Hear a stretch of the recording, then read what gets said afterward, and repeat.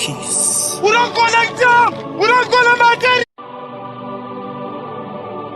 Yes, Ambazonia. Now it is John Lotte. Ah, you don't trust me. Oh. Yes, Ambazonian, my motherland, my only land of freedom and peace, a land so accommodating, a land blessed with natural resources. My roots, my nation, till the world hears our cry and intervene, we will speak till our nation becomes a reality. Long live all the Ambazonians. Long live our fallen heroes who gave up their lives to save the future generation of Ambazonia. Long live Ambazonia. Our hopes are alive. Peace. We are not giving up. We are not giving up. Ambazonians, we are not giving up. We need freedom. We are not giving up. Ambazonians, we are not giving up. Life. Peace. We are not giving up. We are not giving up. Ambazonians, we are not giving up. We need freedom. We are not giving up. Ambazonians, we are not giving up.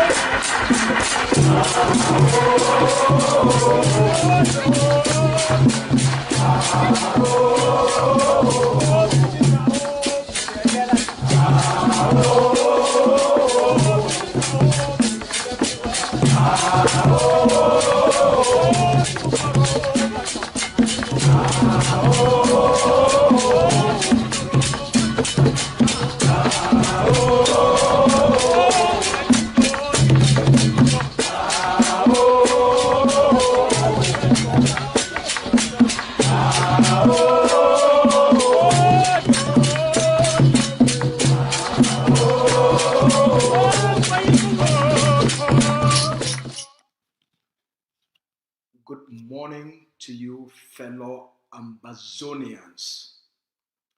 Good morning to you, our brave people. Good morning to you, our loving people. Good morning to you all. It is very easy to start a war, but it's very difficult to end a war. It is very easy to start a war, but it's very difficult to end a war. There are two types of wars, according to experts. There is preventive wars. Nations go to war. They take preemptive measures to go to war. Most often, most wars are wars of opportunities.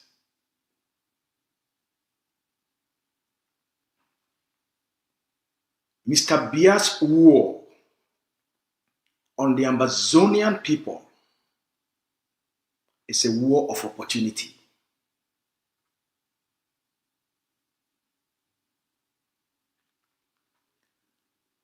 After more than 4 decades of political failure, economic failure, social failure,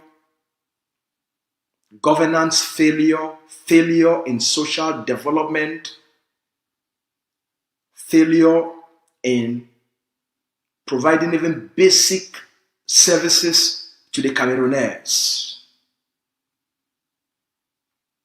Biya needed a way out. He needed an exit. He needed an escape from responsibilities, from the Cameroonese people holding him responsible for 4 decades of failure. The war on the Ambazonian people, it's an escape strategy from 4 decades of failure. The war on the Ambazonian people, it's an opportunity, according to the Biya gospel, to crush the resistance. Hello? Yeah, I'm live right now on my YouTube channel. I don't know if you're aware of that.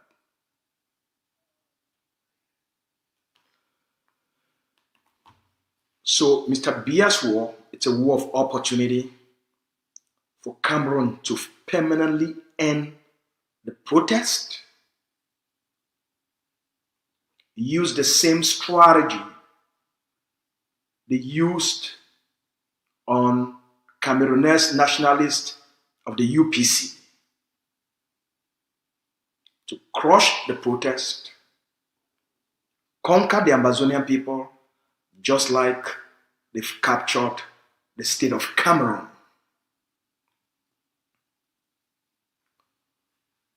Yesterday, there is a devastating revelation from a top middleman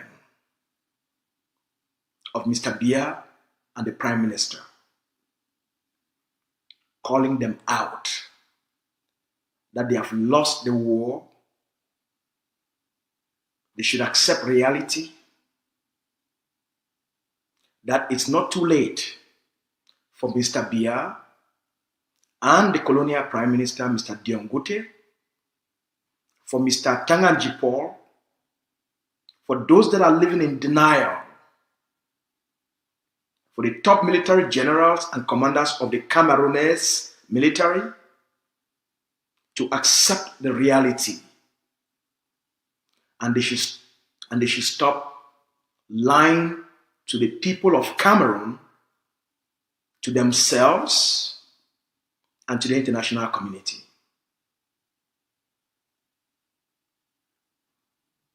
They have lost the war. It is time for them to accept their mistake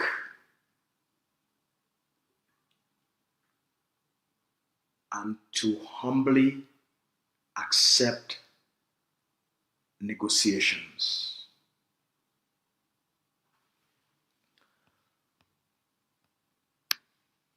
Mr. Ellie Smith. Ellie Smith is a renowned journalist. That's a reporter for Bloomberg. He's a middleman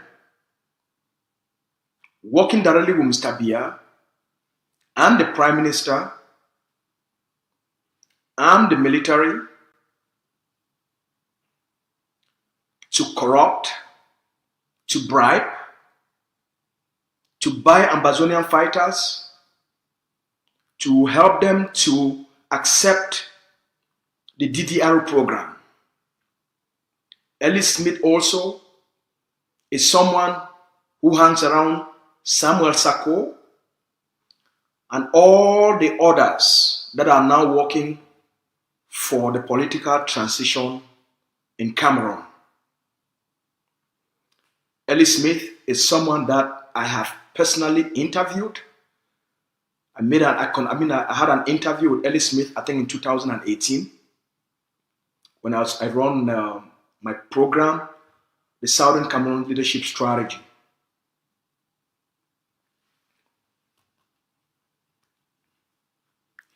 Ellie Smith also works directly with other middlemen.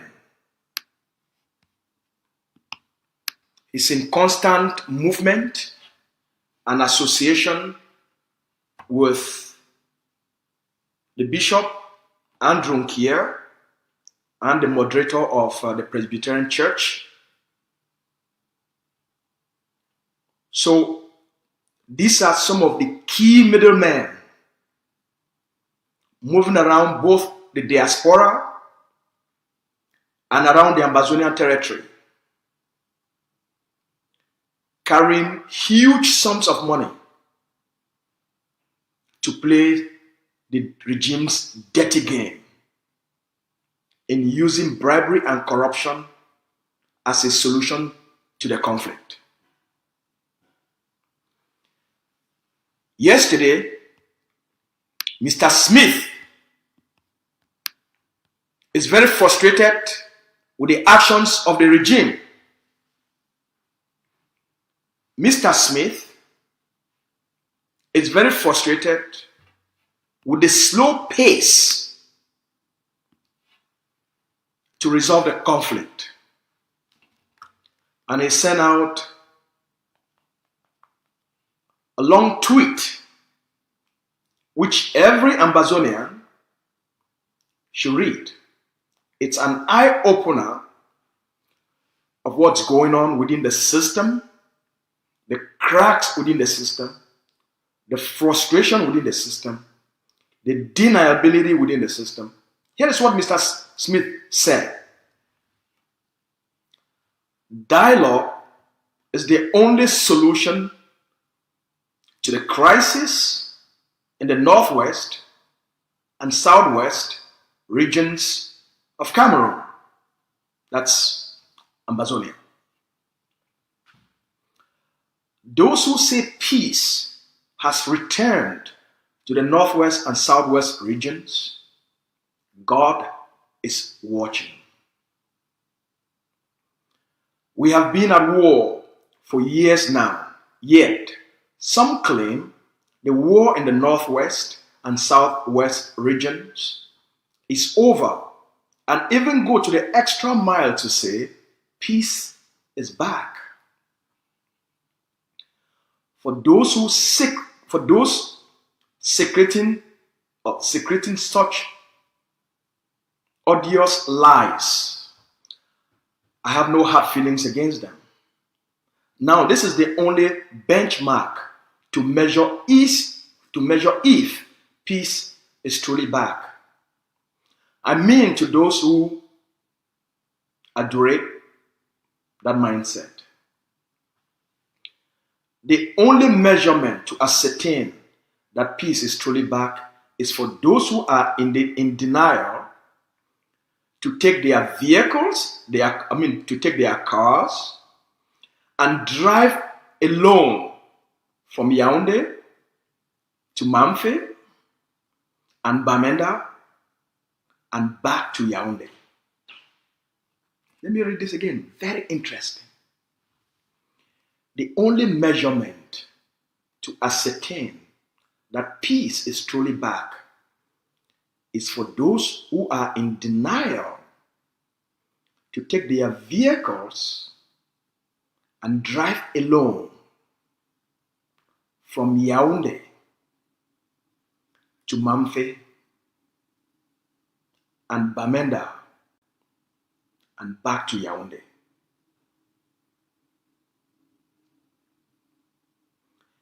If they do that and return to Yaoundé alive, it means peace is truly back. Please, when traveling to Mamfe and Bamenda, don't take your security forces and don't use any tanks or APC, armored personnel carriers. Don't carry troops as your medium of transportation. Travel there alone, as if it was the case before 2017. This is Ellie Smith calling Diongote, calling Mr. Paul Biya, calling Atanganji Paul, calling all the top CPDM officials, those who are claiming they have won the war and peace has returned, he challenges them to take a test, a benchmark measurement. If peace has truly returned, if the war is over, if Mr. Biya has achieved victory and has crushed Ambazonian liberators, they should take their personal vehicles and drive by themselves without the armor cars from Yaoundé to Mamfe, from Mamfe to Bamenda, from Bamenda back to Yaoundé. That is the only test. Fellow Ambazonians, the cracks, they don't open inside the regime. Be very easy for any coward who they call it a head of state, a nation, for start a war. May be very difficult for any war. Now, 2 wars, according to the research we don't make them, 2 types of wars we country they declare. A country, they go for war for 2 specific reasons. They use war, what they call and say preventive war. That means say that they use war for prevent some bigger thing, make it not happen. And the second type of war, now what they call and say war of opportunity. Mr. Biya a war of Ambazonia, now a war of opportunity. After 4 decades of disastrous failure, humiliating failure, 4 decades of poverty, corruption, 4 decades of, say after 4 decades, Cameroun not produce aspirin or paracetamol or give the Cameroonese people the water. Mr. Biya, no one make the Cameroonese people the wholly accountable for 4 decades of failure, for why the country don't remain backwards after 4 decades in power. Mr. Biya need an escape. The war for Ambazonia, a war of political opportunity, now an escape from a political failure. A war for Ambazonia, now a war of political opportunity for permanently and which they call and say any form of protest for the occupied territory by killing mass number of people, for burn down villages, for rape, so that because which the things that they be doing for the Bamileke people them, where they kill all the nationalists and they crush the UPC them, the things that if they duplicate, when I remember Mr. Biya be one of the people them way, they be the architect for the Bamileke, for the massacre of the Cameroonese nationalists.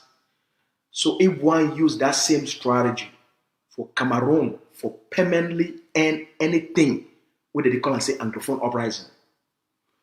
As when I don't see from 1960, so to you can reach your present day, the people of Cameroon, after since they keep 400,000 Bamileke them, got people they had them, put them for streets.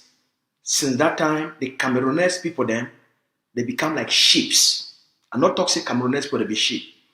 But in their thinking, because the dictator they are thinking, now for make the people them, make them be so submissive, so timid, so fearful, because of what they be doing for Bamileke people.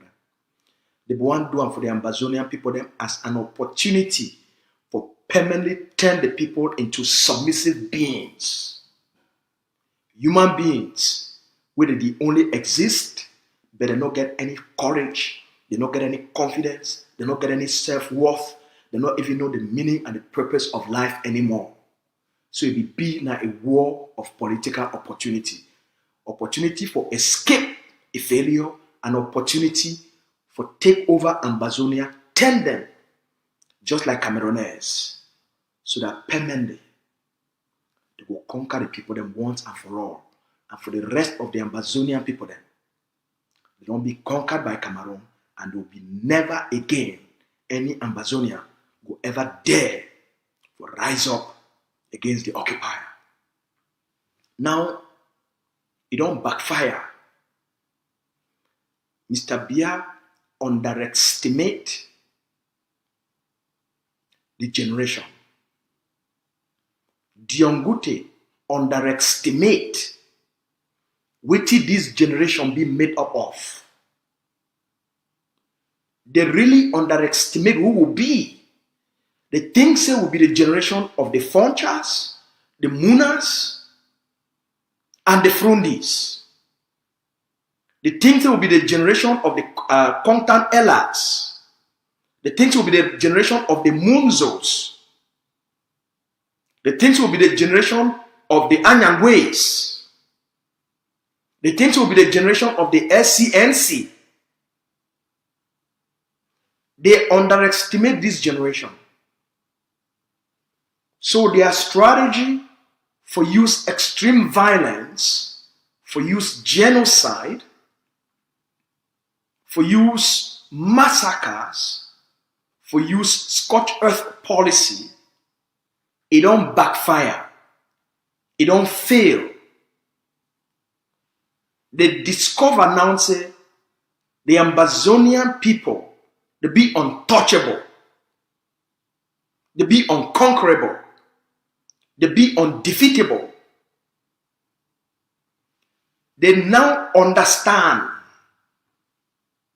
Say they don't get weighty it take for conquer the people then.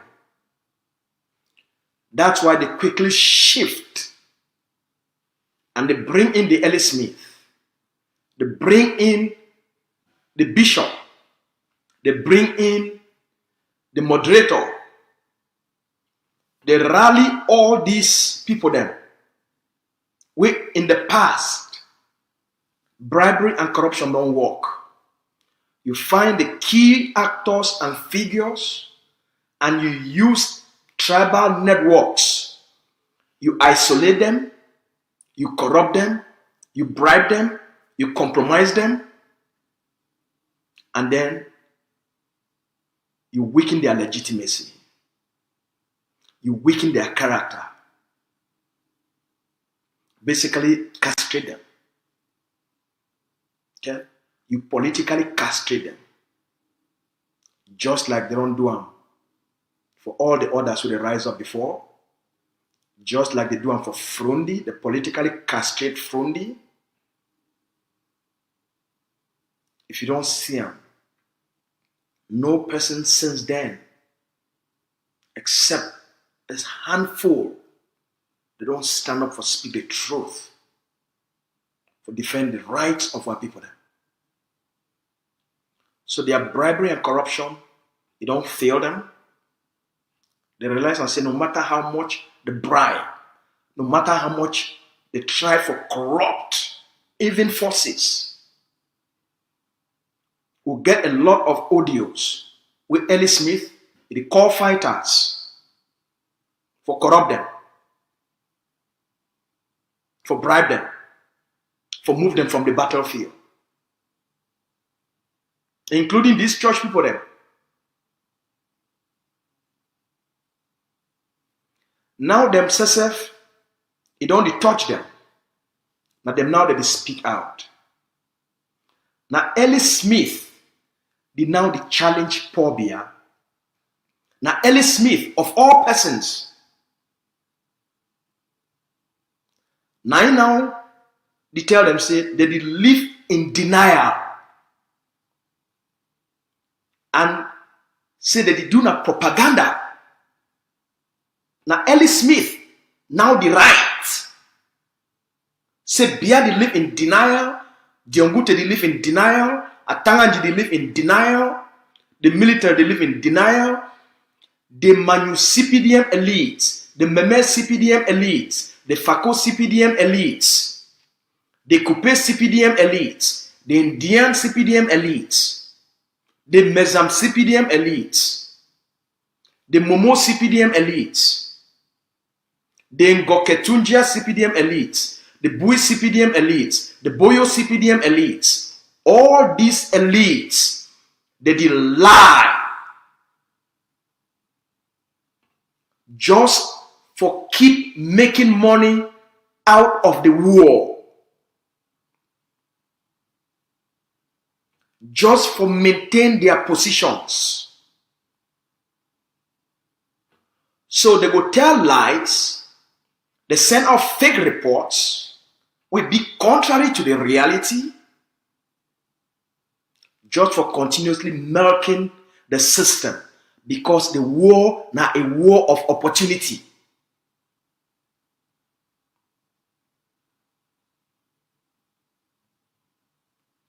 Now an opportunity for them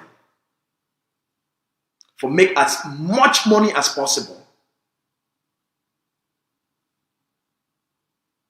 Now an opportunity for them for re-establish their political roots. Because the events of today, they uproot yesterday's establishment. The events of today, they challenge yesterday's establishment. Now a complete shift in their public posture. Wait till this one they tell all now. If the right hand man for Diongote, if he come off outside, can lament,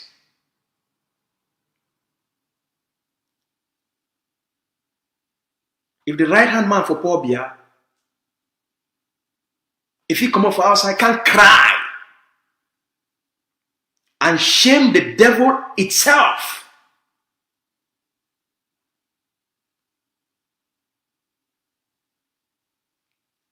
Then what do you think about all the other small nyam focus for outside here? Because this one are their right hand man on the territory for the colonial capital, for the colonial state, where they get breakfast with the Prime Minister and Mr. Biya. Now in this, they can't lament, they can't cry.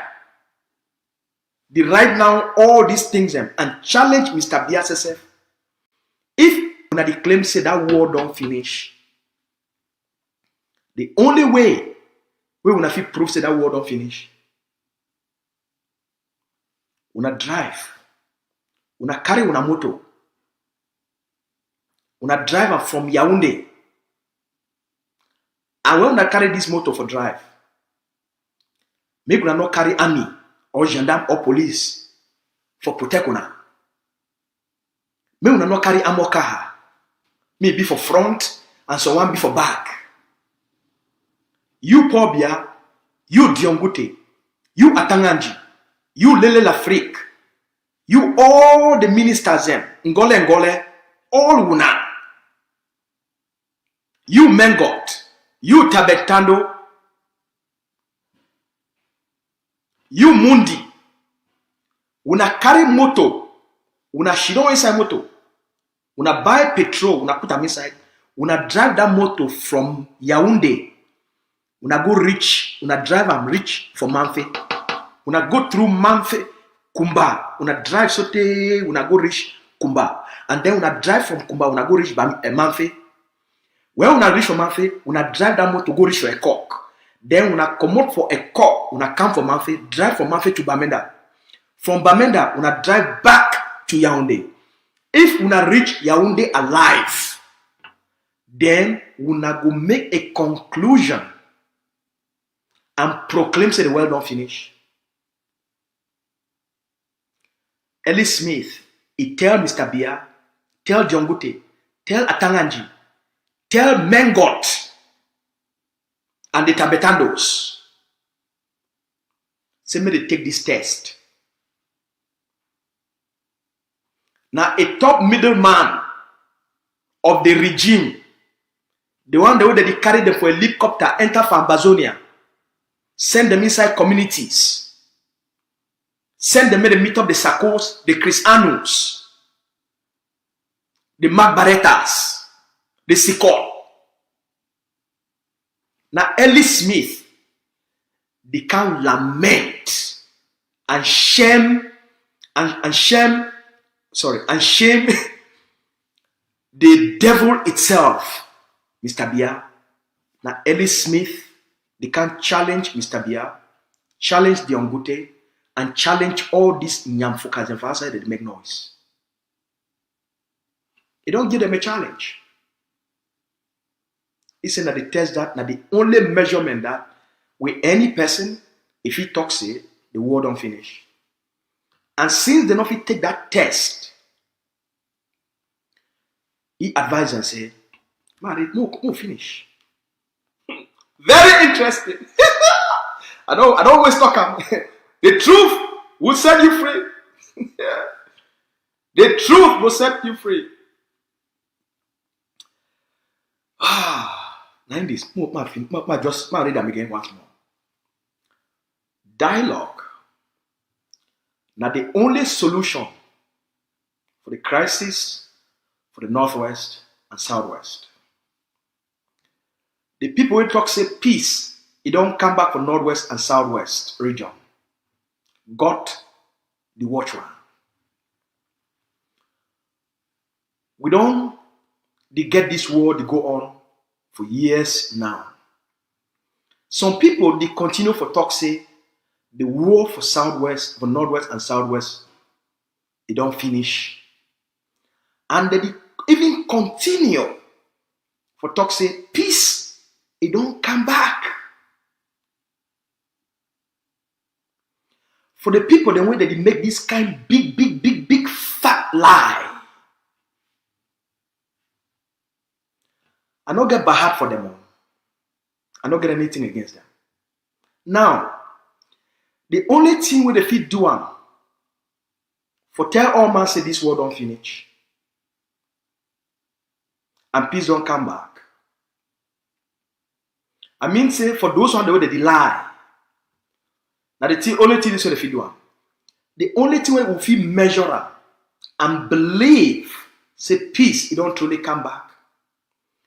Now for these people that they deny, where they let me say they deny, say war not there again and peace don't come. Maybe they take their own motor, they drive themselves from Yaoundé to Mamfe and to Bamenda, and then they come back for Yaoundé alive. Ellie Smith. I'm not being honest, I say you funny.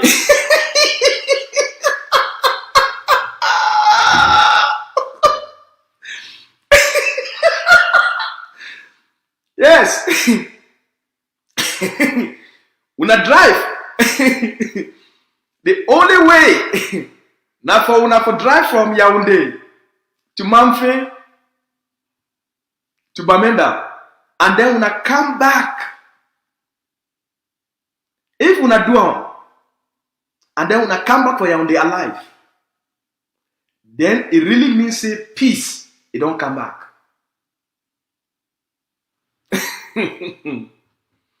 And then he talks say, when I want go for, when I want travel, when I want drive down a motor by ourselves, for go Mamfe and for go for Bamenda, make una not take any security, gendarme, army, police, any military, make carry una go. Muna not carry any ammo car. Muna not carry no military. for transport una do and una self, una travel by una self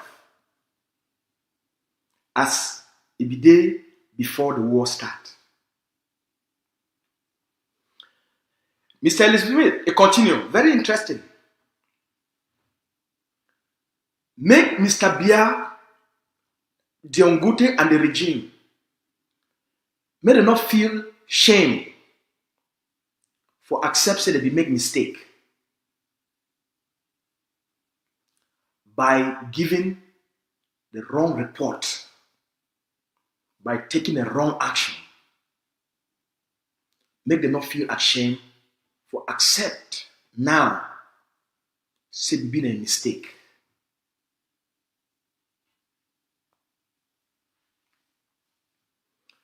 Because the reality on the ground for the Ambazonian territory will be completely different from waiting Mr. Biya, Diongute, and all the colonial CPDM elites. They tell the people of Cameroun and they tell the world.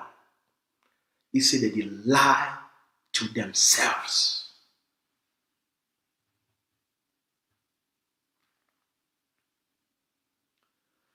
He talks about this one. Now advice. We the for those foolish people then. We the one keep their post. He said this one advice. We the for those lie people then. We the one continue for make money. It's a big palaver. They for northwest and southwest regions where they call them Ambazonia.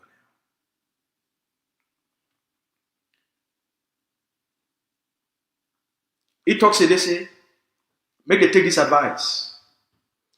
The big American general will lead the war for Iraq and also for Afghanistan. He talks, General David Petraeus, he talks, you cannot kill your way out of an insurgency. An advisor will give them. He continue for talk say, if the United States, the most strongest, powerful country, militarily and with big money for the history of mankind, if he believes, say, if he dialogue with the Taliban and pull out of Afghanistan,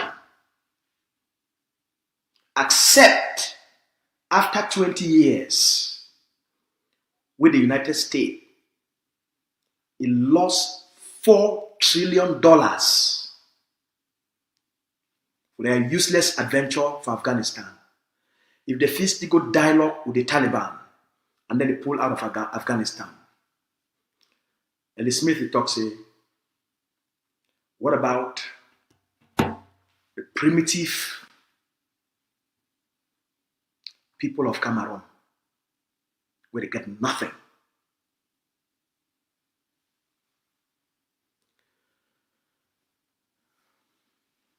Ambazonians,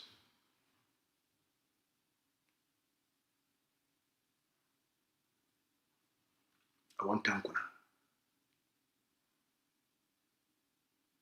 I want truly salute all our people there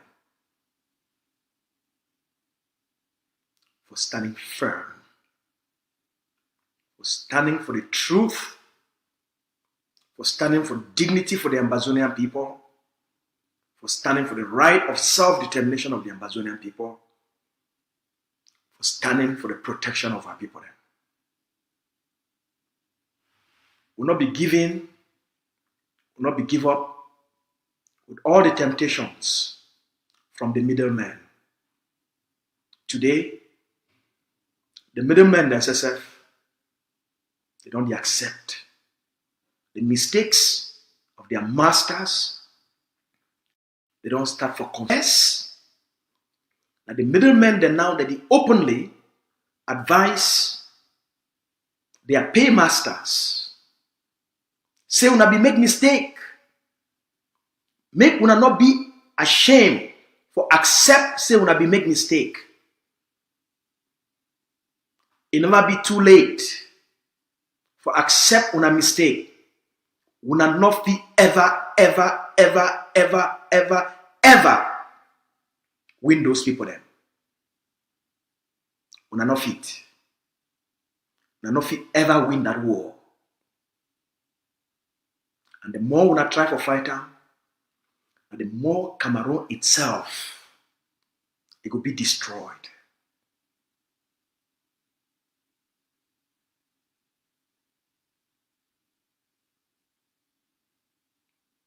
He say una accept the reality. Okay.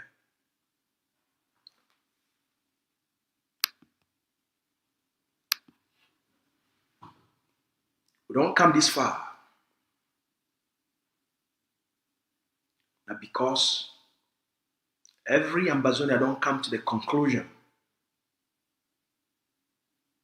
the only way for our people then for secure a better future,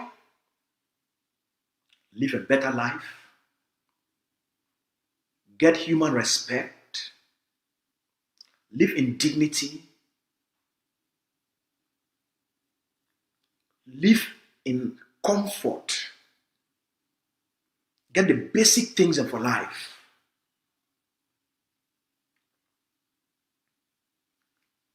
Clean drinking water, constant, consistent flow of electricity, better roads, better school for our children, safe environments, simple opportunities for our people to have a say in their system of education, their legal system, their way of life, and our ability to govern ourselves and manage the affairs for the Ambazonian people.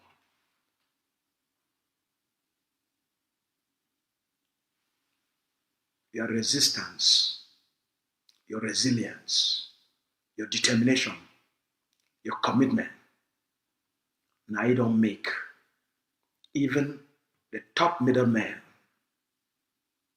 they don't speak out against the occupier, against their masters. And them don't shame them and they tell them to accept the defeat. Accept the defeat. Accept the defeat.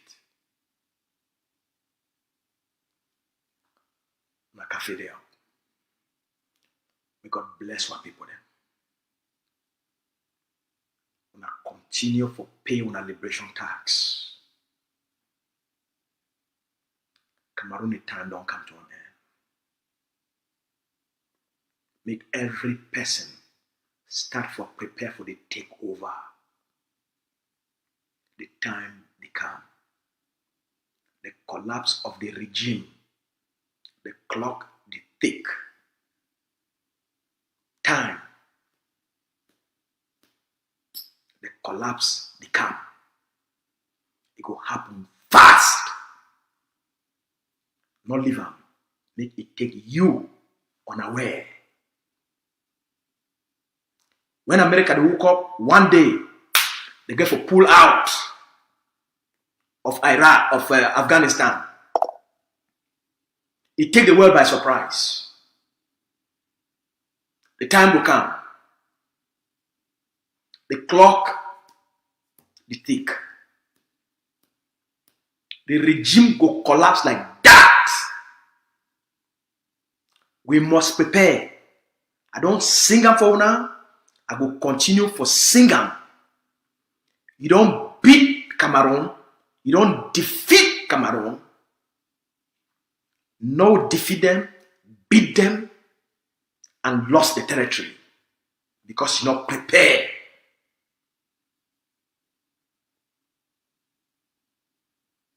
The time for takeover don't reach. Last night, or early this morning, no, last night, yes, early yesterday morning, I sent out an audio for tell all commanders, every commander must do everything humanly possible. Forget 50 AKs for your barrack. 50. You don't get 50 AK, you never start. Every commander must start for prepare for the takeover.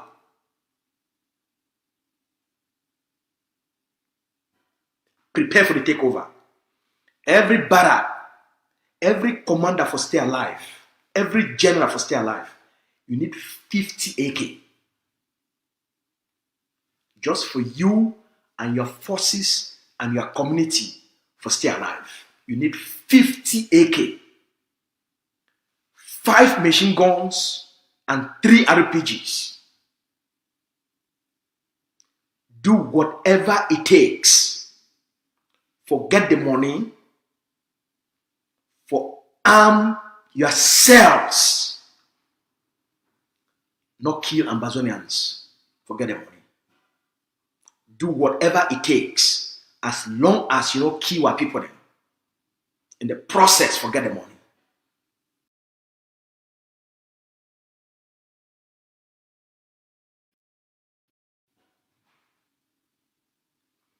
Do whatever it takes. Whatever it takes. Forget 50 AKs, 5 machine guns, and 3 RPGs. The only way for stop all these weaver birds, these compromise agents, now for change the noise on the territory. As I talked 2 days ago, we need 500 well-armed and trained professional forces within the next few months on the ground. 500. Ambazonia must start for prepare for the takeover. The Ambazonian people must start for prepare for the takeover. All the generals and commanders where they did for the big cities, all the big companies they did will not collect liberation tax and put these 50 acres on a barrack. If you do operate around Fako, if you operate around Meme, all the big companies they did will not collect the liberation tax. Will not arm ourselves to the teeth and prepare for the takeover. The Ambazonia Governing Council did do its best to move the process for all forward. We must start for prepare for the takeover. They don't start for confess. They don't start for beg. They don't start for admit the defeat. Take over your territory. Don't leave them ever again. After all these sacrifices, not leave and make the 10 things around and can bring nyama nyama inside the whole process. And then bring some kind things in. We go make them Ambazonians. They go only get at 20% of which they want. We don't sacrifice. We don't pay the price. We don't die. We don't sweat. We don't go through all sort of pain. Take the victory. Take the victory.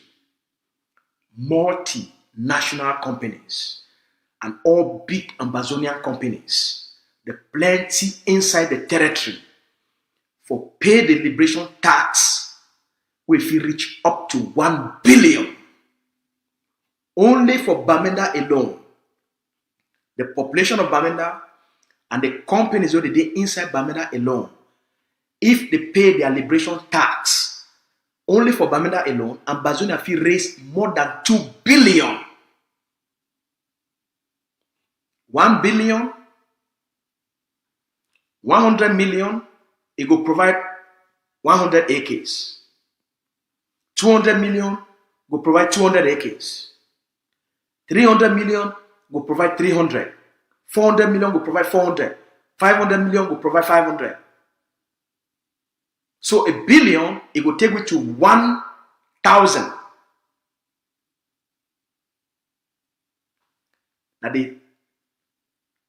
Now what you need on that?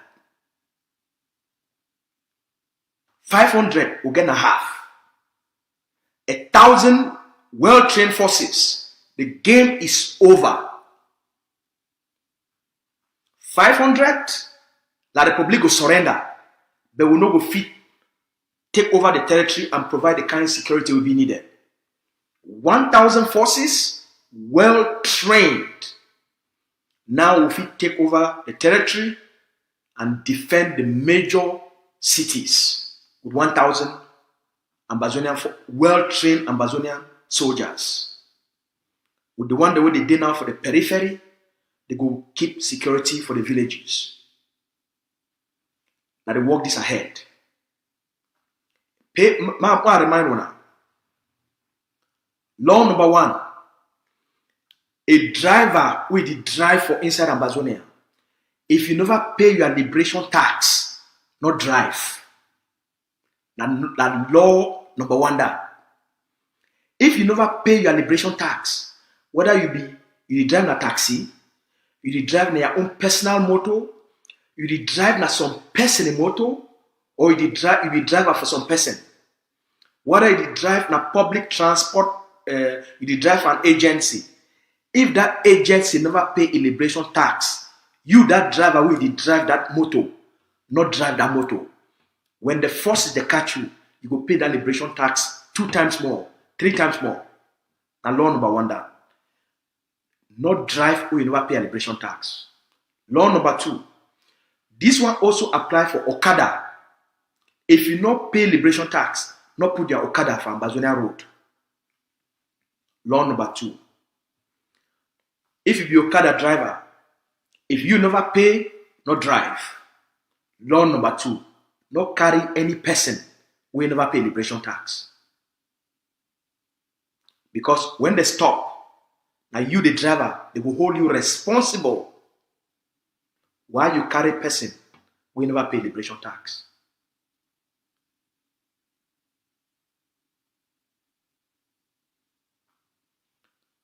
Number 1, make sure say the motor with the driver, he don't pay liberation tax for that motor. The driver don't pay. The passenger with the carrier must pay. So if you be driver, you carry passenger who never pay. When they reach for control, una must pay before una come off that place. We need to beg no person anymore. We don't educate una, explain them, inform una, sensitize them. No man, we not get time again for beg you for be free. Freedom now by force. Because when the Republic can kill, they need beg you. They need spare any person. The freedom now by force. Because now war of liberation. You pay or you face the consequences. Pay or when you reach for road, they move you, they keep you for road. So which one you want to choose them? 10,000 for man picking for the whole year, for the entire territory, and 5,000 for woman. And number 4 month this. Please pay your liberation tax for your own safety, for your own convenience. Make them not harass you somewhere. May they not hold you somewhere. You don't need them. No man no need them. And not call me. Not call any person. Pay your liberation tax. The freedom now, not by force. We must be free. We not get any time for debates. We not get any time for arguments. We must free our people and end the pain, the suffering, and the destruction with La Republique in the cause of our land. The end don't come for them. Before they want go, they go make sure they kill more and destroy more as punishment. So we defeat them. That's why we must prepare. Make all commanders, they enforce the liberation tax. I want to go after all companies. Every business from Ambazonia must pay a liberation tax. The next 3 months, we will be very aggressive for implement the liberation tax. So if you get a business, just call me one time, pay a liberation tax before they can surprise you.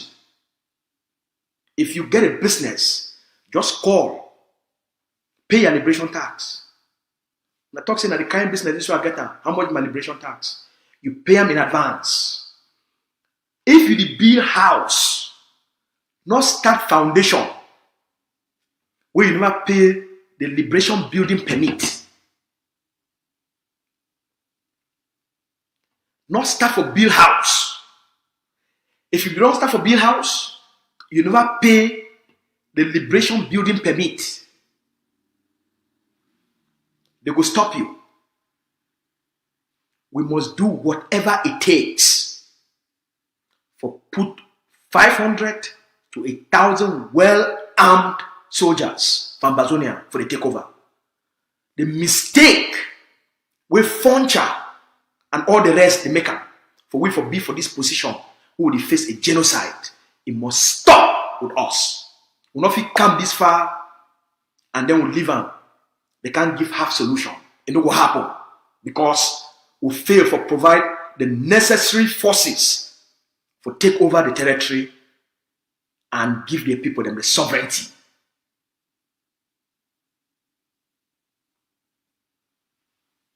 You don't defeat La Republique.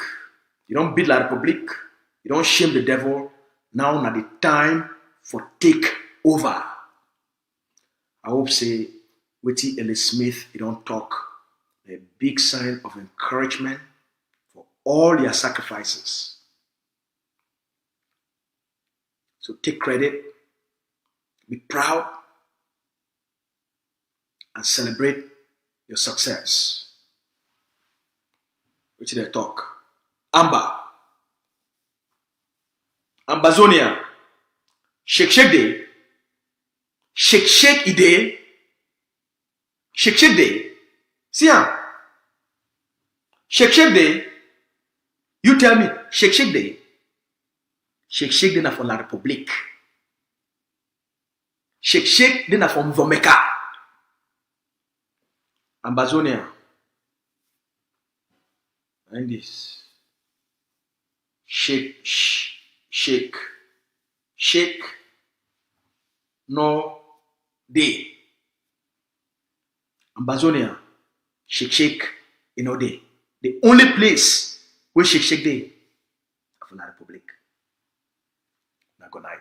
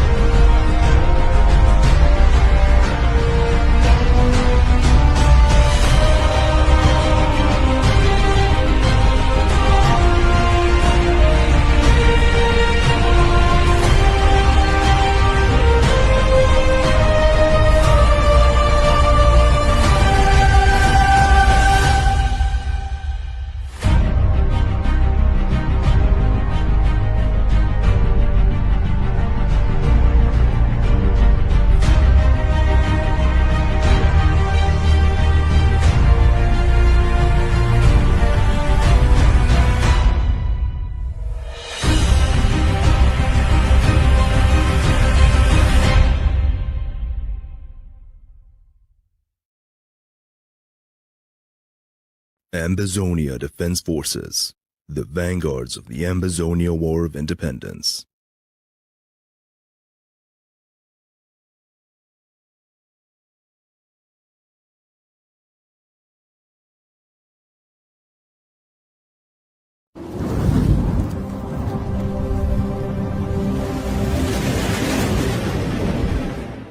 Welcome to ACN.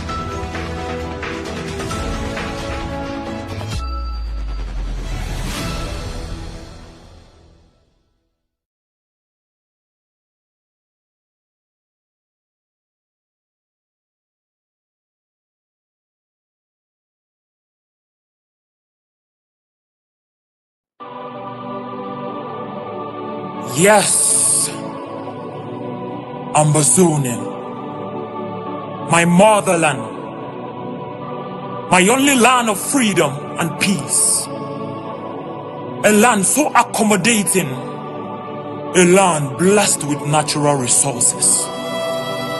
My roots, my nation, till the world hears our cry and intervene. We will speak till our nation becomes a reality. Long live all the Ambazonians. Long live our fallen heroes who gave up their lives to save the future generation of Ambazonia. Long live Ambazonia. Our hopes are alive. Peace. We are not giving up. We are not giving up. Ambazonians, we are not giving up. We need freedom. We are not giving up. Ambazonians, we are not giving up.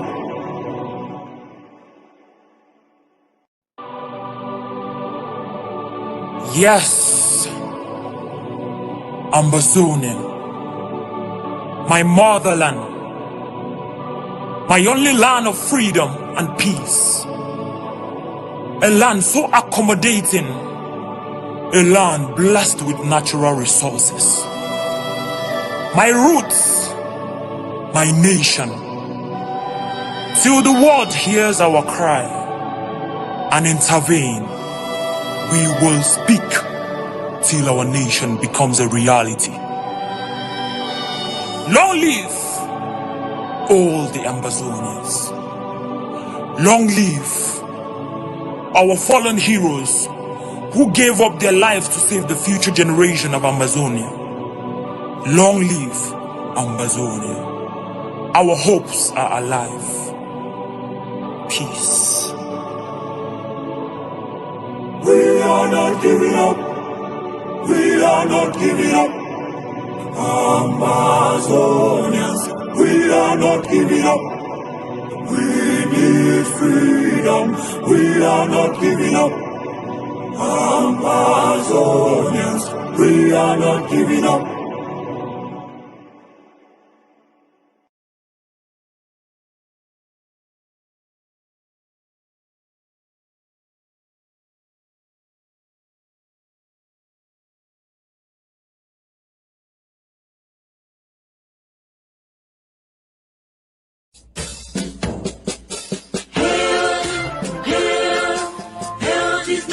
Glory, we the Ambazonian, special loyalty. Praise to our Savior who granted us the freedom. And let us to the hero who called along we gather. Glory to glory, we rise and never to fall. Here in a nation, flowing with earth and holy. Glory, glory, glory to the Father for making you a nation, a joy forevermore. Ambazonia, land of freedom, usually in our need, and your children shall be like the stars above. The Most High God be the watchman of this nation. Ambazonia, land of freedom, you shall live in plenty, meet in our need, and your children shall be like the stars above. The Most High God be the watchman of this nation.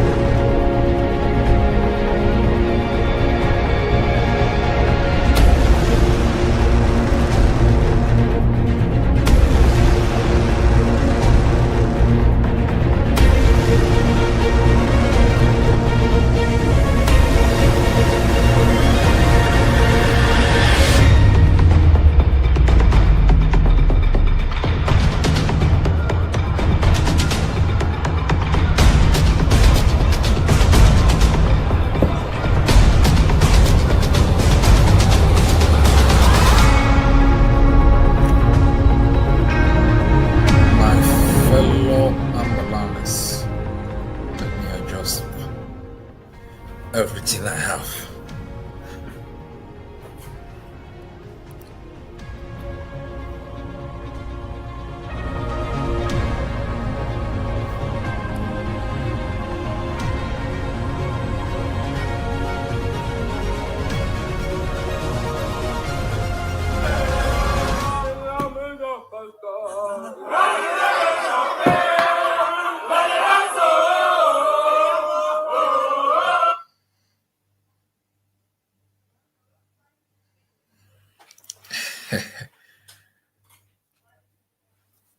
All right, my fellow people,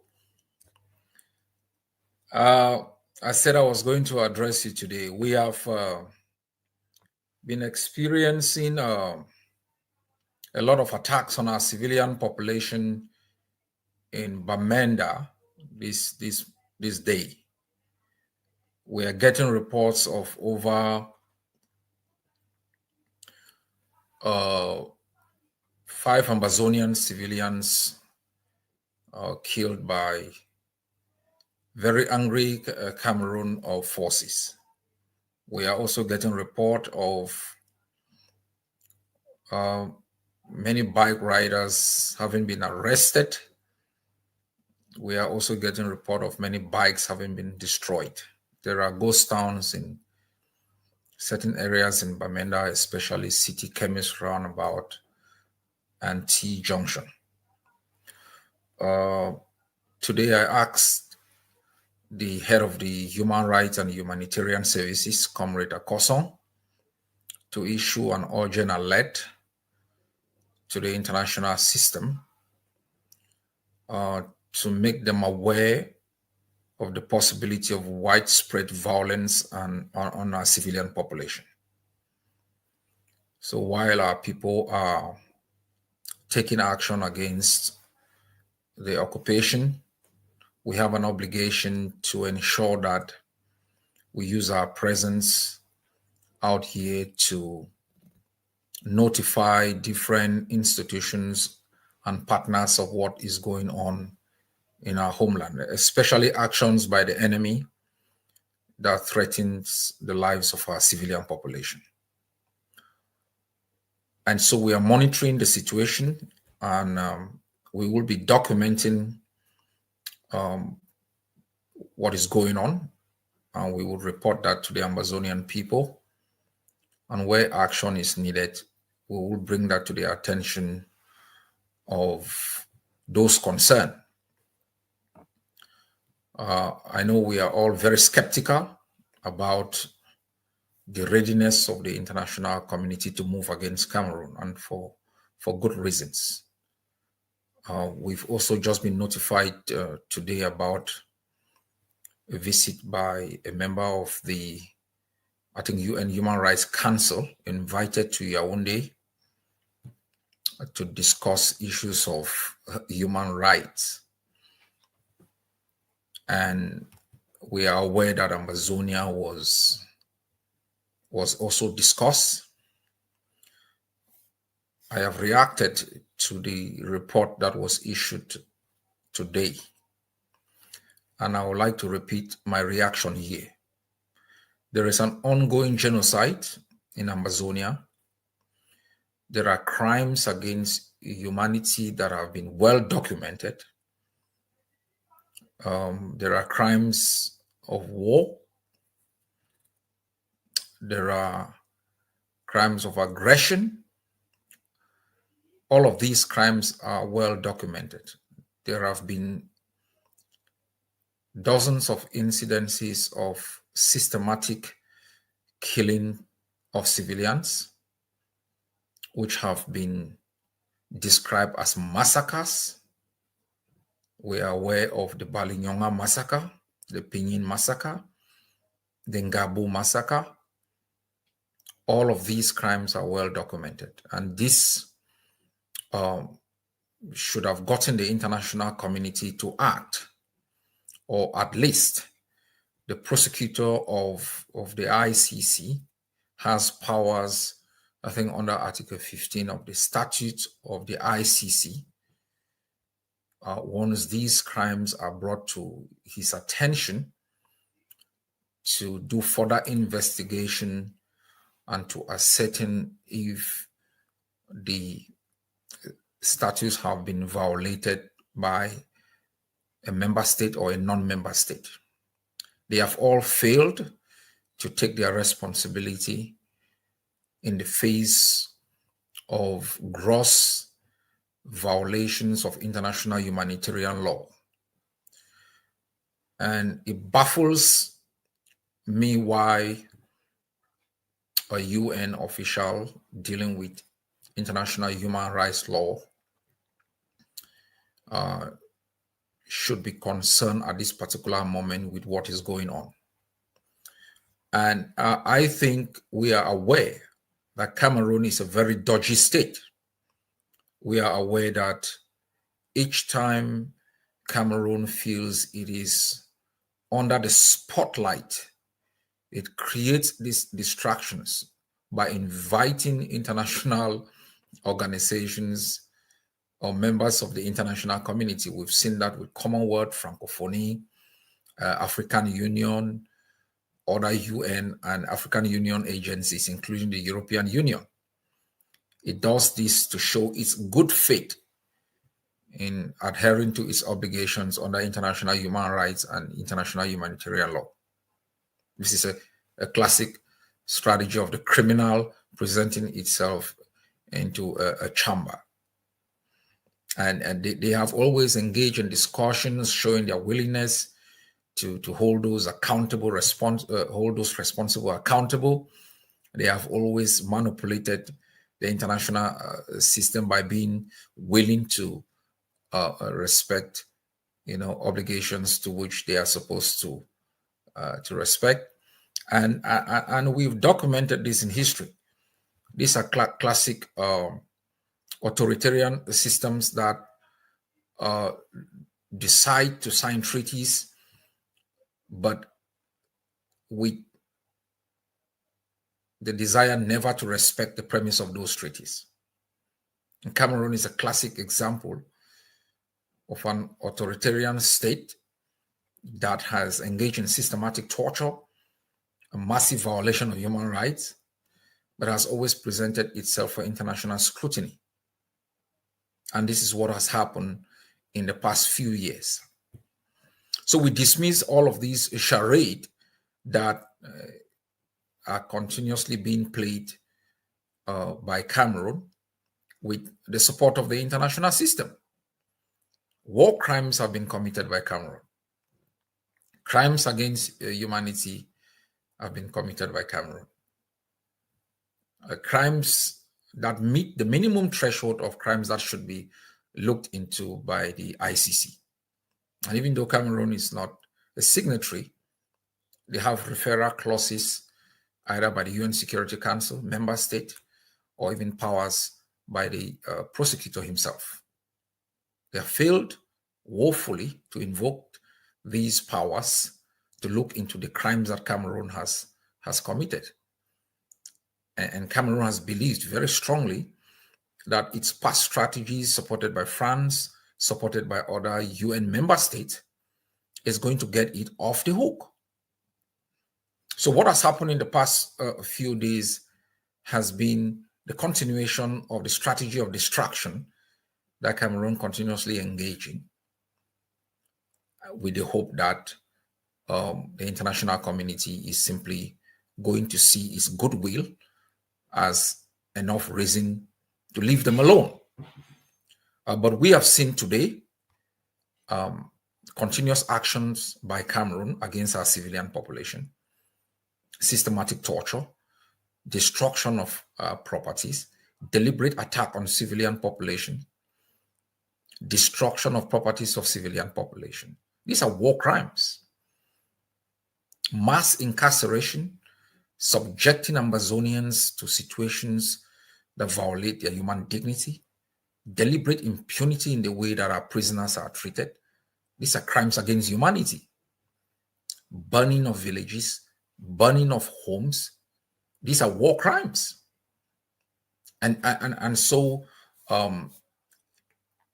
we are baffled, simply bewildered why the international system continues to allow Cameroon to escape accountability. And that's why I think in 2002, the former UN Secretary General instituted the protection of civilians in times of conflict.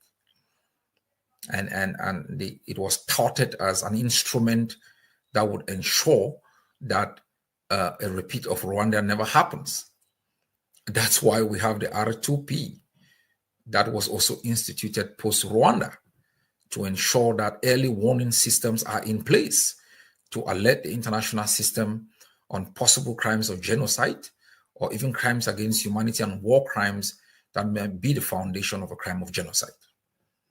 None of these instruments have been invoked. Other methods that sometimes have been used to reduce the,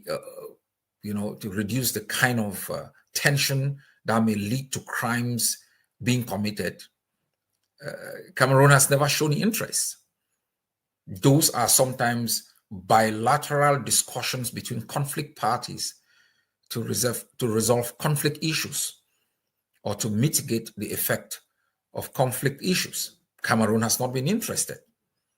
Holistic solutions like negotiations that should continuously build good faith between conflict parties as to lay the foundation for resolving the conflict, Cameroon has not been interested. Cameroon has been interested in violence in a systematic manner as a matter of policy. Cameroon has been interested in propaganda as a tool of defeating enemies.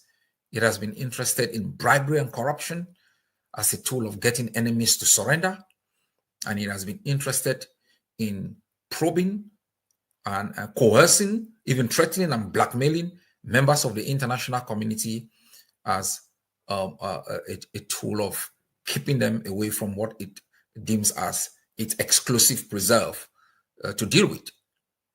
This is a conflict that has led to massive humanitarian crisis that has been well documented by the Norwegian Refugee Council and other reputable international organizations. It is a conflict that has led to mass movement of people across international borders that has affected security and internal dynamics of other countries. And that is also shown by the TPS that is instituted by the United States to make sure Ambazonians can receive temporal protection. So there are all signs to show that this conflict has gone beyond the remit of Cameroon, not only because it has been incapable, but because it has been unwilling to deal with the conflict. It's not a conflict that is 7 years old. It's a conflict that has been going on for more than 60 years. And there have been different episodes, different stages, different periods of escalation that has led to massive violation of human rights. No one has ever been held accountable. Every day, Ambazonians are treated almost like a conquered people. They are treated with impunity and disdain. And all the signs of genocide are there. We have listened to the audios that are emanating from Bamenda.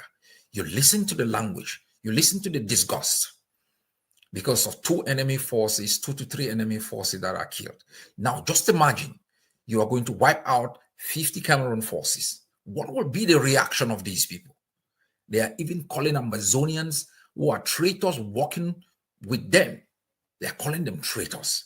They are calling them collaborators. These are all signs that should tell the international community that this is a powdered cake that is waiting to explode and engulf an entire region.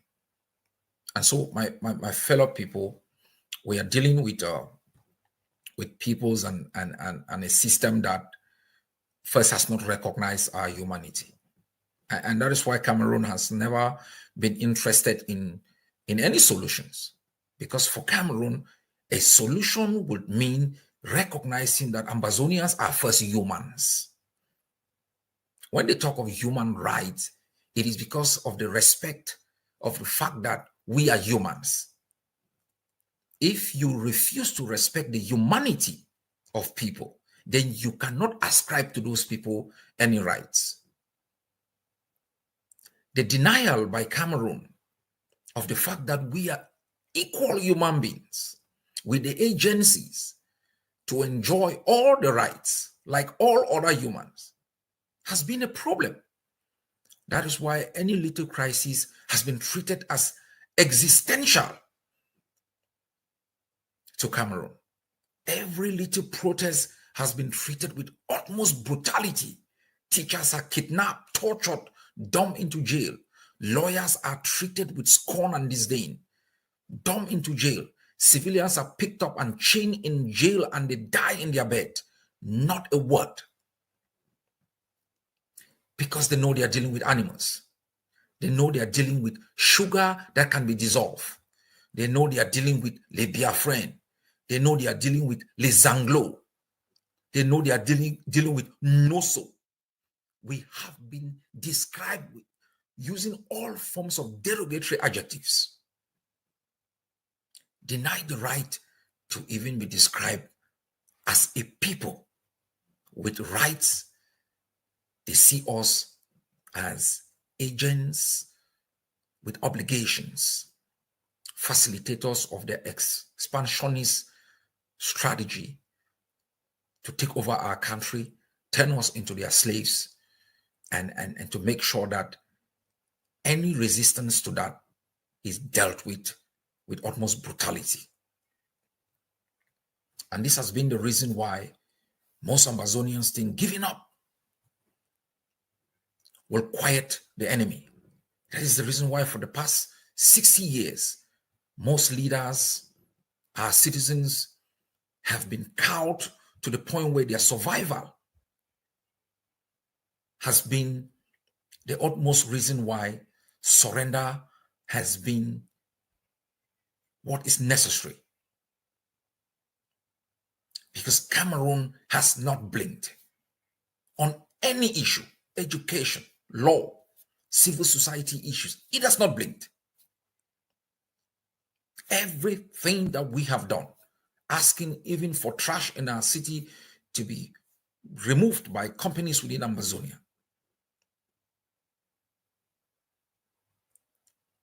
I explain these things not to lecture you on what you already know.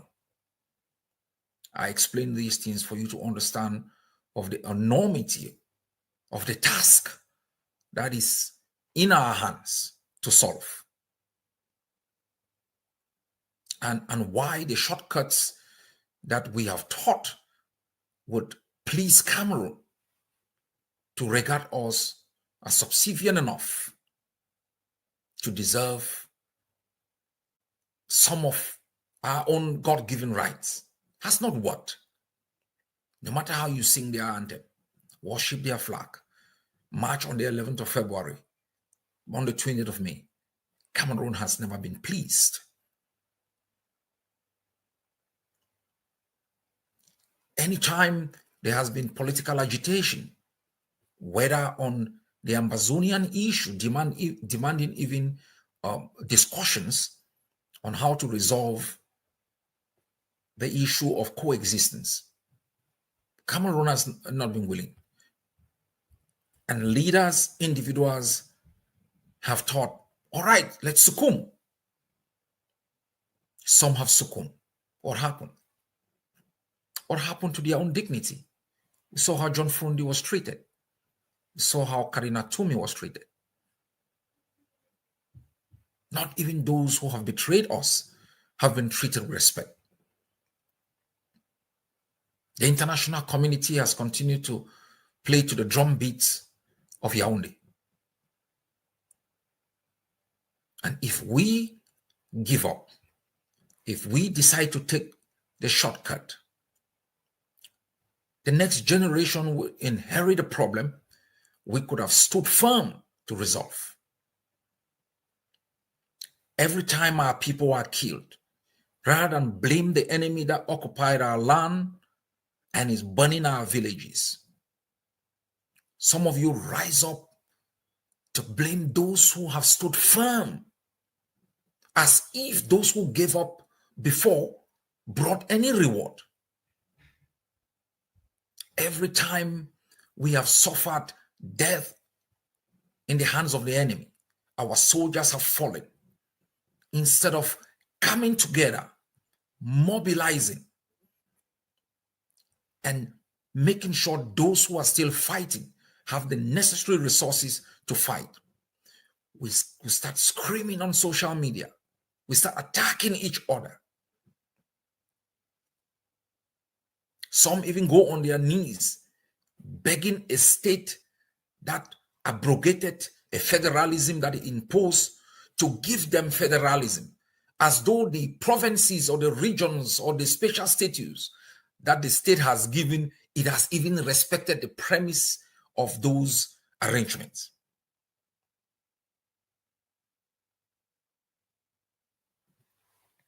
Why do I say all of these things?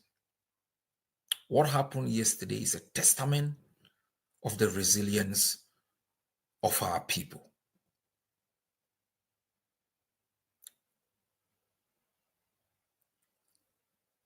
You see only a microcosm of the sacrifices that our people make. 2 days ago, that was 3 days or 4 days ago, we lost a soldier.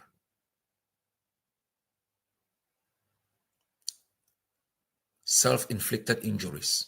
He took his rifle, and in manipulating the rifle, he shot his leg and punctured an artery and bled to death. The soldier was buried yesterday morning. I was sitting and trying to preside over the burial. In the evening, I had a meeting with the finance department. As we were in the meeting, information started streaming in about gunshots in Bamenda. And I stepped out of the meeting without even telling the people of the Department of Finance that I'm stepping out, because I was worried. I thought maybe our forces have been ambushed or attacked. And I immediately reached out to all the commanders.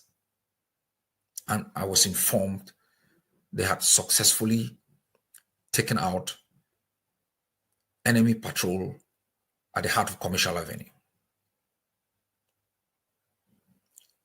They buried a soldier in the morning, and in the evening, they were out. What do you define as bravery? What do you term resilience? It is not 3 weeks that they lost 5 men. That is the kind of attitude that if the Funchas had, we will not be here today. That's the kind of attitude, if the John Frundis, those who blinked in the face of Cameroon's manipulation threats, if they had an iota of that, we will not be here today. And if we will not be in the same position in the future, all of us must adopt the no blinking, no compromise, no retreat attitude. And look at shortcomings as a way of making us look at our shortfalls and to build up our capacity. My people, we are brave. No people subjected to this level of impunity and banality of evil have been able to resist this long on their own. The South Africans had all the support they could muster across the globe. States, primary school students, and you were one of them. We have been on our own. And if in 2024, with all those who are fallen, the pain we are going through, we are still able to constitute this level of resistance and to get the enemy to panic and to go on a tirade. Just imagine we are able to make 10% investment. We will not only free ourselves, we will free Cameroonians from the clutches of the tyranny of the Biya regime. And so today, I ask you never to look back. And if you look forward, invest in Ambazonia. That is the most reliable investment you will ever make in your life. As I said in my audio yesterday, the house you live in may be owned by your neighbors, even by your enemies. The cars you drive might never be in existence. Where your grandparents are buried, you have no idea. You don't possibly even remember their faces. Where your great-grand-aunties lived, you have no idea. That is how we may all disappear without trace. The only trace we will leave, as the Americans always talk about the founding fathers, the foundation of American independence, are the documents their forebears left, the values embedded in those documents, those who stood valiantly to defend the ideals of freedom.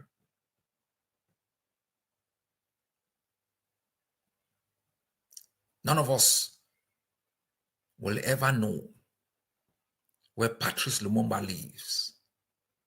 We watched the other day the house of Nkrumah Nkrumah, derelict form, where his name is immortal. His work unchallenged.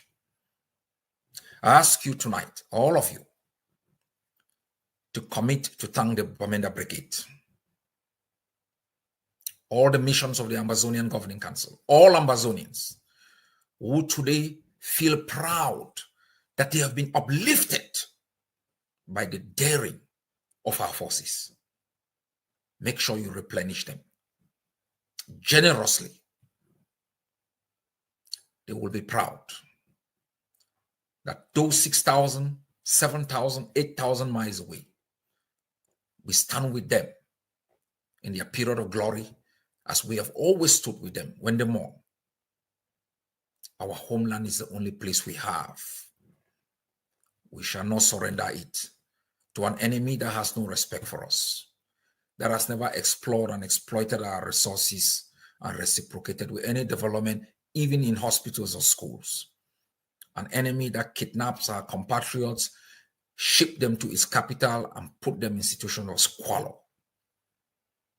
This is not the enemy to make any compromise with. They are too weak.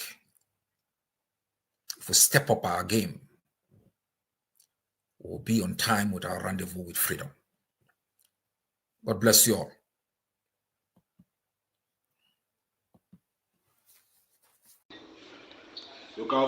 Ça fait vraiment mal. Je suis à T-Junction et les salopards là sont garés à T-Junction avec les moutons de chanter là maintenant pour de jubiler ça. Hein? Dans la mecque comme ça là, il n'y a pas de parcours, rien que dehors. Ils sont en train de jubiler ça. Ils chantent même. Ils sont là à T-Junction. Non, ça vaut pas la peine. Des conneries comme ça. Les gens sont en train de jubiler. Pourquoi? Parce qu'on a fait le bilan. Qu'est-ce que nous on trouve à faire? Qu'est-ce que nous on trouve à faire? Hein? On a parlé de ce poste comme j'ai mis, ça fait pas 2 jours. Il a demandé de rester tranquille. C'est normal qu'ils jubilent. C'est leur fête. Ils sont en train de fêter. Hein? Ils sont en train de fêter. Ils sont en train de fêter. On a entouré des Ambazoniens. Nos chefs sont Ambazoniens. Les chefs et les autorités sont Ambazoniens. Ils ne travaillent pas le lundi. Tous les bureaux sont fermés le lundi. Ce sont les sécessionnistes. On va supporter ça jusqu'à quand? Parce qu'on reste tranquille qui pensent qu'on a peur d'eux. On mange chez eux. C'est quelle histoire ça? Ils doivent jubiler. Ils savent qu'ils sont déjà habitués. Les gens vont brûler le camion. On demande de les laisser brûler le camion. Hein? Ils ont un incident. Il y a un incident au niveau de City Kemes. À City Kemes, le camion est tombé. C'est un benzikineur. Vos chefs vous demandent de les laisser brûler le camion. Pourquoi? Ils adhèrent à ce qui se passe. On ne fiche au camp. Bande de PD. Moi non. Moi je m'en fous de n'importe quel chef. Je m'en fous de n'importe qui. Maintenant, où tu me vois là, je m'en fous de n'importe quel chef. Ou de qui. Voilà, Yacoubou qui est d'abord mort, on l'a négligé. Voilà mes 2 frères qui meurent. Moi, je m'en fous de n'importe quel chef. Ils sont là seulement pour prendre les agents des scams et supporter les gens. Les gens sont en train de mourir. Ils ont des familles, on a les familles. Greetings to all Ambazonians. The Ambazonian Defense Forces, the LDF, they have done it again. They have done it again. After a successful attack on the enemy post last Saturday at the Labokambengui Road, that over 7 terrorists were deleted. They have just barely 3 days done it again, what we called the urban guerrilla warfare. They have attacked the enemy post around the T-Junction, Commercial Avenue Stretch, near to the Bamida Congress Hall. This is what we call urban warfare. Several terrorists were wounded, 2 were deleted on the spot, their guns taken away by the Ambazonian Defense Forces. They made a tactical move back to their brigade. This is what we call guerrilla urban warfare. The Ambazonian Defense Forces are well trained for that. They master it, and that is why they are picking out the enemy one after the other. They will have to go. We caution all Ambazonians to pay the liberation tax. This is what will give our fighters the courage, the motivation to do what it takes to drive the enemy out of our land. And this warning goes to all the paid agents on social media floating the space that will never believe the ADF has done it. Some of them call the act fake just because they are ashamed to believe that the ADF has done it in the urban city.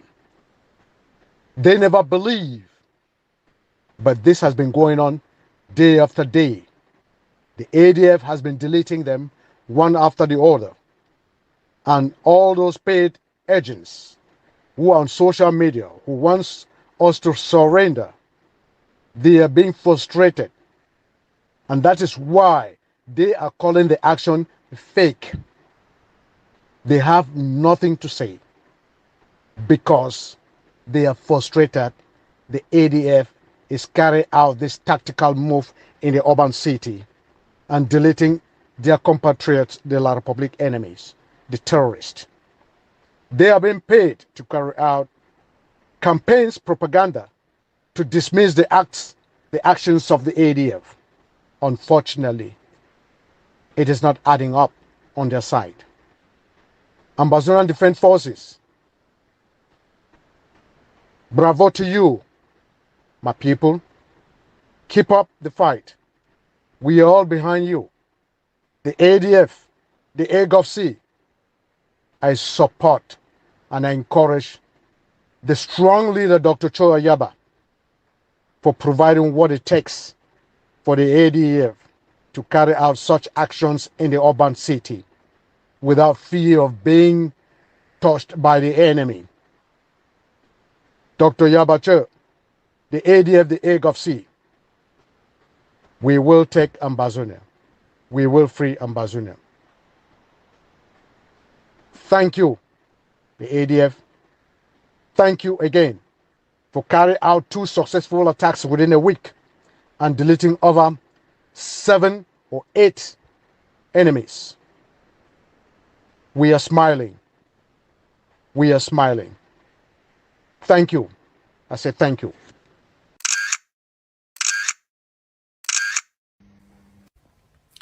Bonjour peuple camerounais.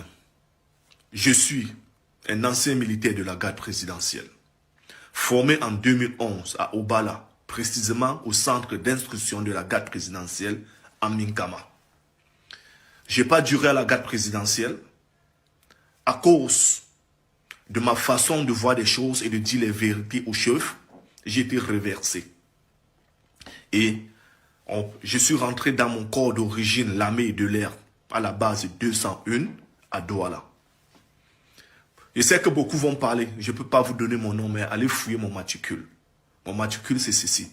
A 2011, bar 14062. Et en 2015, nous sommes partis à la force multinationale mixte à l'extrême nord pour lutter contre la secte islamique Boko Haram. En voilà la tenue que je porte aujourd'hui, ça me fait. Et me voilà derrière, ça c'est à l'extrême nord du Cameroun, où nos primes ont été détournées. Nous devons avoir 450 000 chaque fin du mois. Ils ont pris nos comptes à plusieurs reprises, mais aucun franc n'a été déposé. Le gouvernement camerounais me doit 12 millions. Et tous ces militaires qui ont été à la force multinationale, c'est 12 millions. Pourquoi j'interpelle, pourquoi je viens ici aujourd'hui dire les choses? C'est parce que les choses arrivent tellement si vite au Cameroun. L'heure est grave. Steve Agam a été enlevé au Gabon. Je demande au gouvernement camerounais de nous donner fait signe de vie de M. Akam alias Raymond Kota. Parce que je sais de quoi je parle. Je suis sûr, s'il est vivant, il est en train de subir des tortures. Et j'interpelle aussi les militaires parce que l'homme en tenue au pays, au Cameroun, c'est les gens les plus pauvres. Entre parenthèses, je vais parler là où j'en connais. Dans l'armée. 90% des militaires sont à rouge à la banque. 95% sont crédités partout. Ils doivent partout au quartier. Les Sénégalais qui ont les boutiques, les mamans qui ont les petits bars au quartier. Alors, camarades, il est temps que nous prenions nos responsabilités. Est-ce que nous allons continuer à vivre la misère et M. Paul Biya doit s'enrichir avec son groupe des voleurs de jour en jour pendant que nous dormons à faim? Il y a des militaires qui n'arrivent même pas à payer leur loyer. Après, on va dire, pourquoi les militaires sont dans beaucoup de mauvaises choses au Cameroun? C'est parce qu'ils n'ont rien. Le militaire commence avec 37 000, si je ne me trompe pas, ou c'est 32 500, quelque chose comme ça. Après, il monte x2. Après 2 ans, avec 32 000, il monte à 72 000. Dites-nous un peu, soyons dans un pays sérieux. Avec 72 000, que tu travailles à Douala ou à Yaoundé, tu dois vivre comment? Alors, s'il vous plaît, anciens camarades, prenons nos responsabilités. Comme je le dis, me voici, avoir mon insigne de la garde présidentielle. Et comme je le dis, on avait prêté serment pour défendre les couleurs du pays, pas pour défendre un individu. Pardon, prenons conscience. Il est temps que nous, militaires, nous nous réveillons. Nous tous, nous savons. Je sais qu'au Cameroun, quand un jeune doit parler, vous allez aller l'arrêter. Mais vous arrêtez ces jeunes même avec le mal parce que vous ne vivez pas bien. Je ne peux pas compter le nombre de fois que les anciens camarades me demandent, gars, binôme, c'est chaud sur moi, ma femme doit bonne tel jour. Est-ce que tu peux me faire ceci? Est-ce que... Voilà. Vous-même, regardez dans quelle misère nous vivons. Alors, s'il vous plaît, 2025 arrive. Chassons Paul Biya avec sa bande de voleurs. Chassons-le avec sa bande de voleurs. Je sais qu'il y a encore des bons militaires, des hommes avec du bonne foi au Cameroun, parce que j'en ai connu. Il est temps que nous disions non à M. Paul Biya et sa bande. Merci.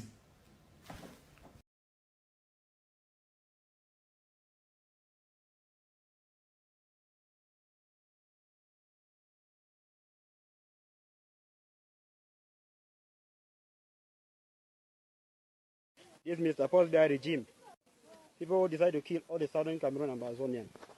Yes, this is the massacre and the destruction. Yes, this is the massacre and the destruction and all the brutality and the brutalism. This is what happened in Cameroon today. With all the southern Cameroon and Ambazonian, we are in struggle today. Exactly. They kill all the family, they don't leave even one person. They scatter all the family. Look at all these young girls like this. They kill all our generation. They kill everybody and they burn all the home. We are living now in the struggle. God intervene to this our crisis. Father, Almighty God, come to us. We are the people of Ambazonia. We are suffering. Paul Biya and his own regime, they decide to kill us today. Paul Biya with his own regime.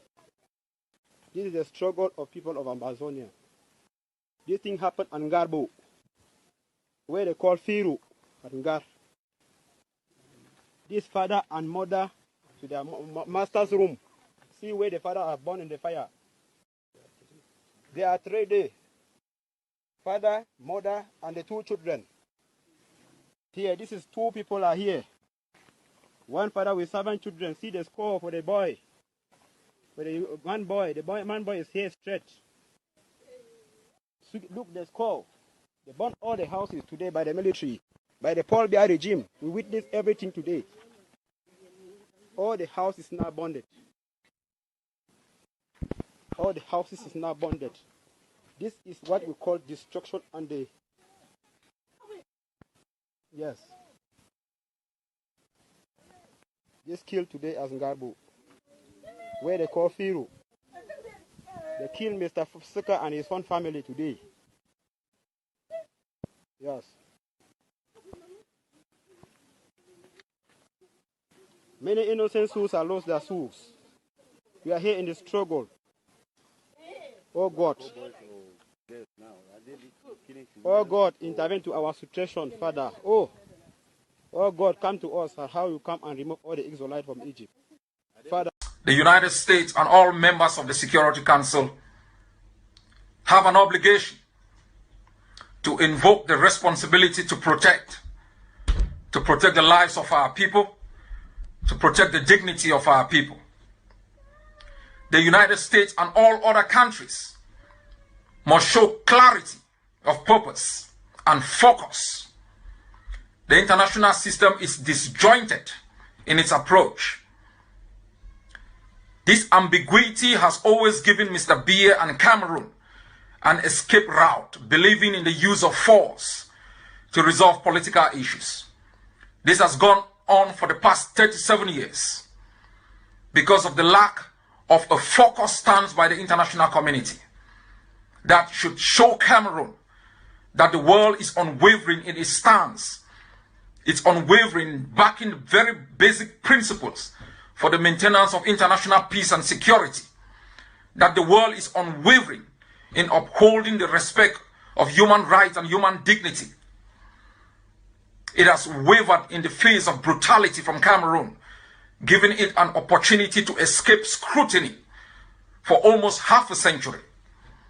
The United Nations has called for an independent investigation into the violence and has said perpetrators of the killings should be held accountable. Meantime, opposition parties and rights groups in Cameroon have condemned the killings, which they have attributed to the Cameroon army. The Ministry of Defense denies the army is to blame. It, however, claims that only 5 civilians were killed in an unfortunate accident which was sparked by an explosion. Military will get mission from GAR. They won't get mission from GAR. Some people join military. They work at their own route different. Military, they work at their own route different. Before the military, place where military go in, that people turn their own for back, pass, make their own action where military no. So they won't come meet up place where military in there. They burn house for them. The one burn house before military come out say no be thing where we been come for do. They stop them. And the population for that Ngar where be for up, they no be know say some incident don't be for back where they don't kill people. Sute 23, they no be know. Sute they left the place, come up before the news come for them say they don't go for Ngar. They finish people. We're military, no. Okay. Husky. Le 7-9. Listen anywhere. وحده من سوريا. Sur France Inter. Bonjour Pierre. Bonjour Nicolas. Une crise, Pierre, a éclaté entre le Cameroun et la France. Expliquez-nous pourquoi. C'est un cas d'école de la difficulté de changer le cap de la politique africaine de la France s'agissant de la question des droits de l'homme. La crise qui vient d'éclater entre le Cameroun et la France se déroule en 3 actes et elle n'est pas terminée, mettant Emmanuel Macron au défi de définir les prochaines étapes. La séquence actuelle commence le 14 février, lorsque 23 civils sont tués dans le village de Ngarbou, dans le nord-ouest du Cameroun, une région anglophone, théâtre depuis plusieurs années d'une rébellion contre le pouvoir francophone du président Paul Biya. L'opposition et les ONG parlent d'un massacre délibéré par l'armée et l'ONU réclame une enquête indépendante. Deuxième acte, samedi, au Salon de l'Agriculture, Emmanuel Macron est interpellé par un activiste camerounais et le président de la République emploie un ton et des mots inhabituels. Je le cite. « Je vais appeler la semaine prochaine le président Biya et on mettra le maximum de pression pour que cette situation cesse. Je suis totalement au courant et totalement impliqué sur les violences qui se passent au Cameroun et qui sont intolérables. » Fin de citation. Troisième acte, Pierre, le gouvernement camerounais est furieux. Tout à fait, Nicolas. Hier, plusieurs centaines de personnes fidèles du régime ont manifesté devant l'ambassade de France à Yaoundé pour dénoncer l'ingérence de Paris. Et une déclaration très sèche du président Biya affirme, sans citer la France, que le Cameroun entend rester maître de son destin. L'ancienne puissance coloniale qu'est la France se trouve dans une situation plus qu'ambiguë. Paris, au temps du général de Gaulle, a installé ce régime en matant par la force toute opposition, puis soutenu l'ancien séminariste Paul Biya dans sa conquête du pouvoir en 1982. Voilà donc 37 ans que Paul Biya est à la tête de ce pays, un autocrate qui organise tous les 7 ans des élections qu'il ne peut pas perdre. Mais comment faire évoluer cette relation incestueuse héritée de la célèbre France-Afrique sans pour autant déstabiliser une région qui l'est déjà passablement. Alors quelles sont les options pour la France? Emmanuel Macron l'a dit samedi dans sa conversation filmée avec l'activiste camerounais, la France est critiquée si elle se tait et elle est critiquée si elle parle. Le président a choisi de parler car le Cameroun vit aujourd'hui une fin de règne délétère. L'an dernier, la France avait publiquement demandé et obtenu la libération de l'opposant numéro 1, Maurice Kamto. Cette fois, Emmanuel Macron met la barre plus haut au risque de se voir accusé par ses propos, non pas de défendre les droits de l'homme, mais de s'ingérer dans les affaires camerounaises. Mais ce qui se passe dans la région anglophone va trop loin, et le silence devient complice. Human Rights Watch s'apprête à publier un rapport accablant sur le massacre du 14 février, et les démentis d'Yaoundé ne valent plus grand-chose. Comment peser sur une telle situation sans renouer avec l'ingérence d'antan? Délibérément ou accidentellement, on ne sait pas. Emmanuel Macron a créé une situation inédite pour lui, dont la suite reste à définir. Pierre Aski, merci. Et dans un instant, le grand entretien.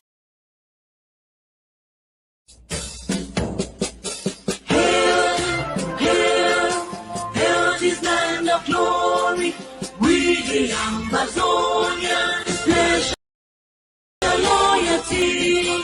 Praise to our Savior who granted us the freedom.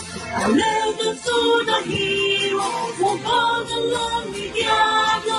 Glory to glory, we rise and never to fall. Here in a nation, flowing with earth and holy. Glory, glory, glory to the Father for making you a nation, a joy forevermore.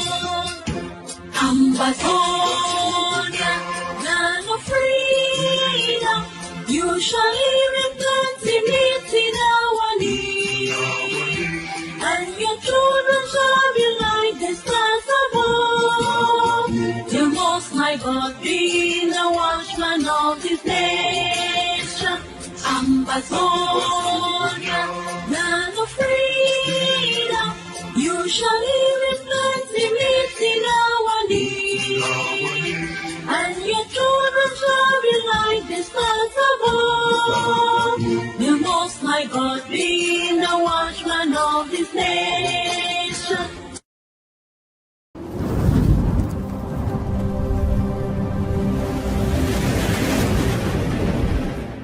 Welcome to ACN.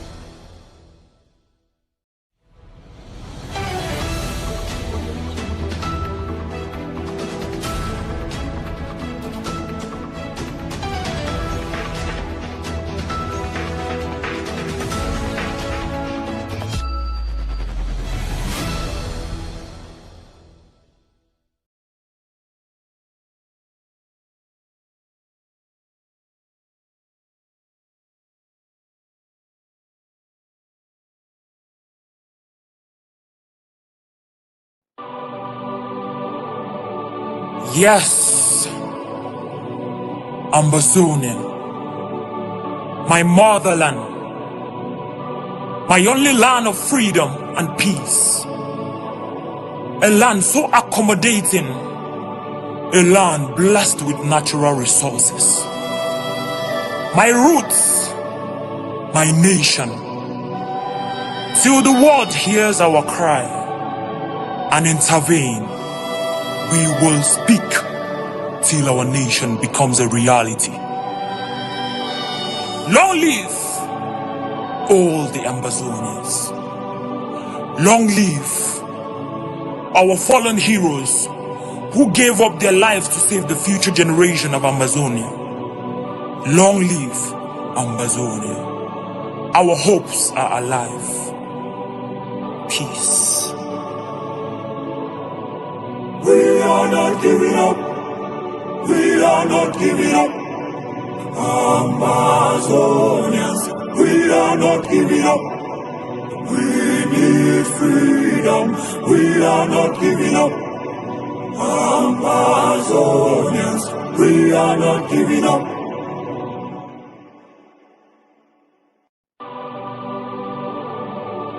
Yes, Ambazonian, my motherland, my only land of freedom and peace, a land so accommodating, a land blessed with natural resources.